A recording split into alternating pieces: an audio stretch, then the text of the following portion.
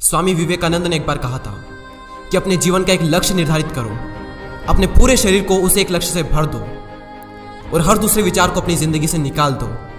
यही सफल होने का मूल मंत्र है। हमें से कई लोग डॉक्टर एपीजे अब्दुल कलाम साहब को इंस्पिरेशन मानते हैं, लेकिन क्या आपको पता है कि उनकी इंस्पिरेशन कौन है? स्वामी विवेकानंद। और सिर्फ यही नहीं, बल्कि निकोला टेस्ला, सुभाष चंद्र बोस, लाल बहादुर शास्त्री और भी कई सारे ऐसे लीजेंड्स हैं जिनकी इंस्पिरेशन स्वामी विवेकानंद है। आज हम स्वामी जी के जीवन की 3 कहानियां डिस्कस करेंगे और जीवन की बहुत बड़ी सीख है इन तीनों कहानियों में।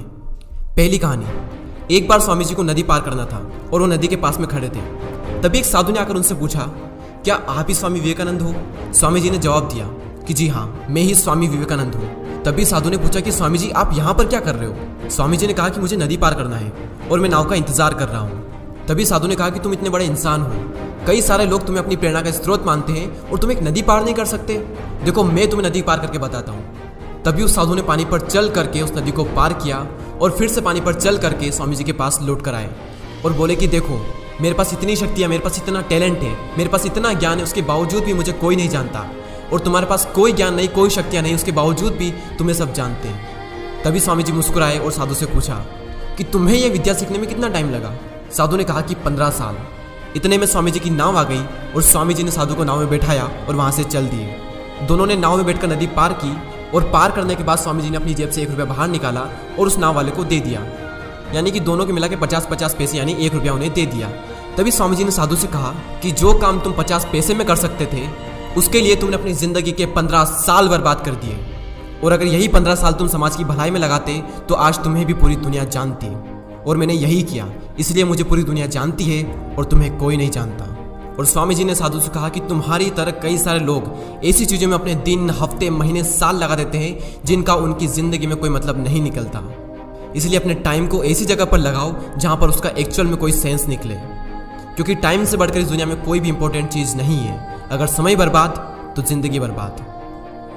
दूसरी कहानी, एक बार स्वामी जी एक ब्रिज पर चल रहे थे। तभी वहाँ पर कुछ बंदर उनके पीछे पड़ जाते हैं। कोई बंदर उन पर लपक रहा, कोई उनका प्रसाद छीनने की कोशिश कर रहा और स्वामी जी उन बंदरों से पीछे छुड़ाने के लिए वहाँ से भागने लगे। स्वामी जी भागे जा रहे थे और वो बंदर भी उनके पीछे पीछे भागने लगे।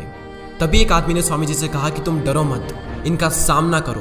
तुम जितना ज़्यादा इनसे डरोगे, ये तुम्हें उतना ही ज़्यादा डराएंगे।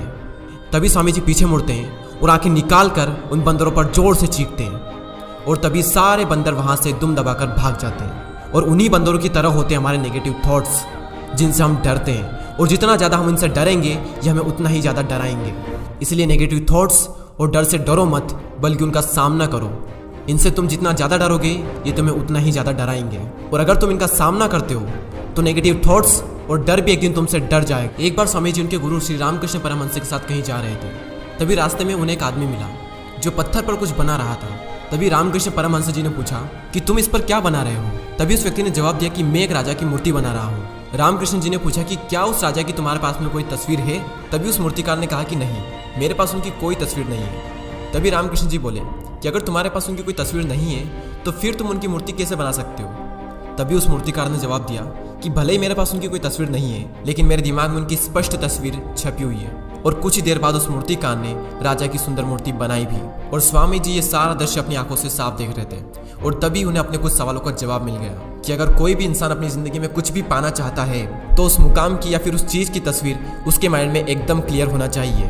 तो दोस्तों, उम्मीद करता हूँ कि आपको ये तीनों कहानियाँ पसंद आई होगी। इसी तरह के और भी वीडियोस को देखने के लिए सब्सक्राइब करके बेल आइकन को प्रेस करें। मैं मिलता हूँ आपसे अगली वीडियो में। जय हिंद, जय भारत।